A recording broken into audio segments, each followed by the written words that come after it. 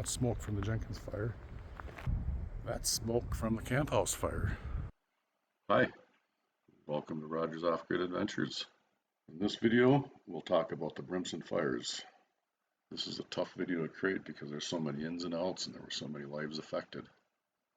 To be clear and up front, I didn't suffer any real losses, but many of my friends and neighbors' entire properties burnt to the ground. So this is their story along with my story, maybe even more their story than my story. I'm just the storyteller. So, without further ado, let's get started. May 11th started like any other day. I was keeping myself busy. I was headed for a hike. I was planting some grass. I was watering some grass. I was just enjoying the weekend, doing things that you normally do on a weekend.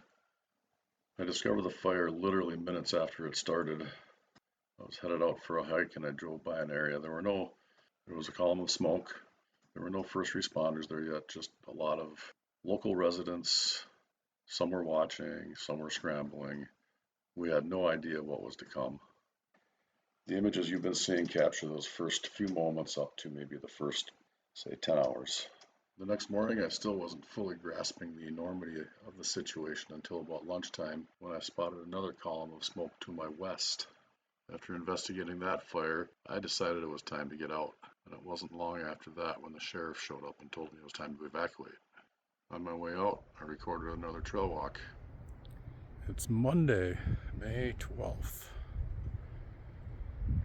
This is kind of the 4-year anniversary, but it's kind of an ominous video because those aren't clouds on the horizon. That's smoke. That's smoke from the Jenkins fire.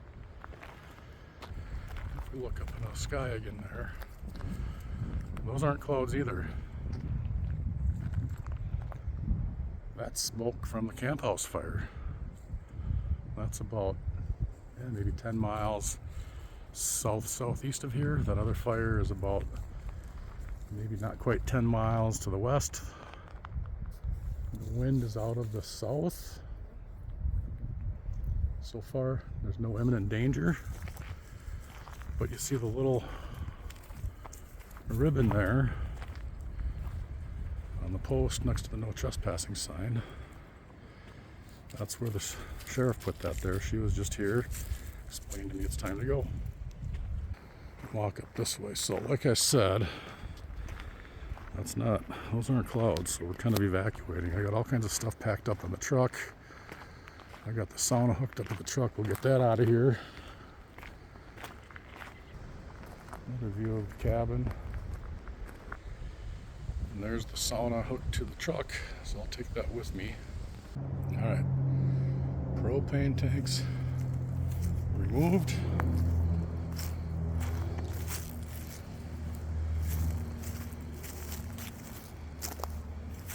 Set over here on the picnic table. The jug of water, isn't that ironic? 60 feet. So hopefully that's far enough if the fire gets here. If they go boom, they won't take my cabin out. Of course, my cabin might go anyway, but this section over here was cleaned out in the foreground a year ago maybe. And then behind the picnic table back there, I cleaned that out this spring a couple weeks ago. All this clearing makes sense now with the fire rolling in. Sure hope that pays off. Sure hope the fire never gets here. There's the yard, the solar panels. You can see these stumps here. I took these trees down just to keep the light on the solar panel in the fall, but also because I needed some defensible space, which again is making sense this week. This has been here since week 3 or 6 or something like that first summer. In the brush. Now it's all manicured lawn, my defensible space. So I don't know if you can hear that in the background. That's the sound of the tanker airplanes flying by. They're filling up in the lake next door here. So, okay. Sunday, May 18th. Last week I was in here, this was just catching fire. I've got an hour to go rescue the mule. We're approaching this point where it all started.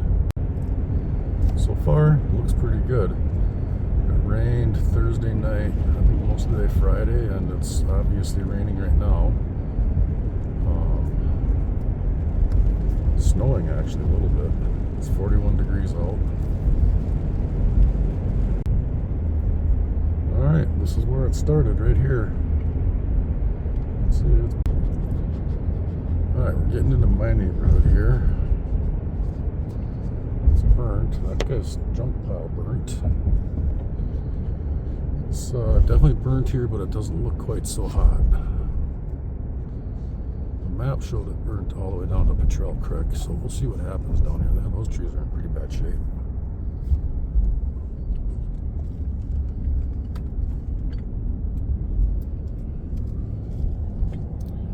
These guys look to have survived.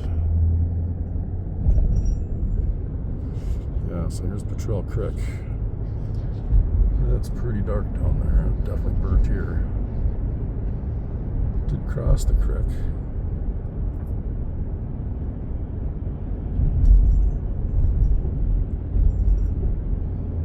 Looks like it goes up to right about here. It stops right about where that truck is. Alright, well, the map looks to be accurate.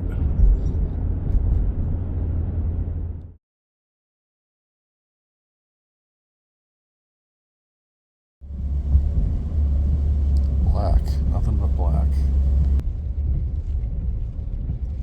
This place here didn't survive.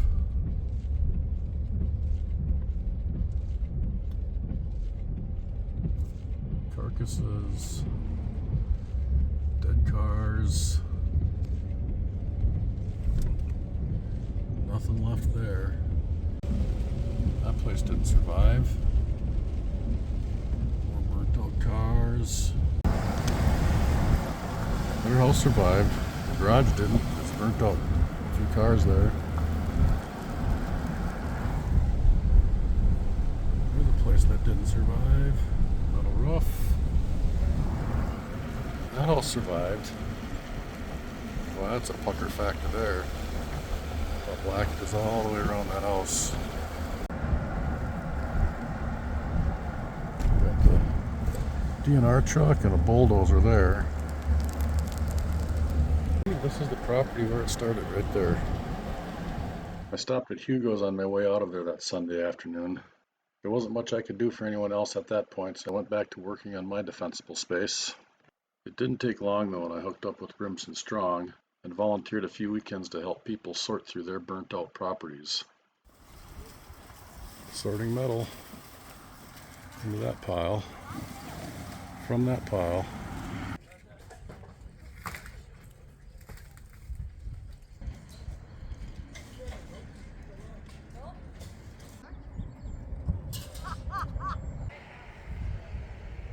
All the volunteers. And on the far side over there, they're picking coins out of the rubble. Very tedious. They've got more patience than I do. Got the garage cleaned up, waiting for more trailers.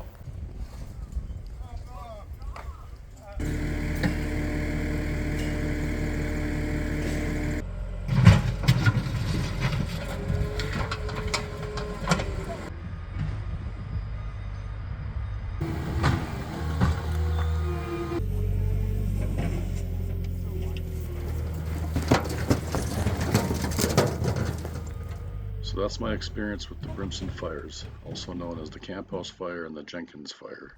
I'm thankful that my property didn't burn. I'm honored to have been able to help those that did, and I'm glad to see that they're putting their lives back together. The forest is certainly coming back. Thanks for watching. Over and out.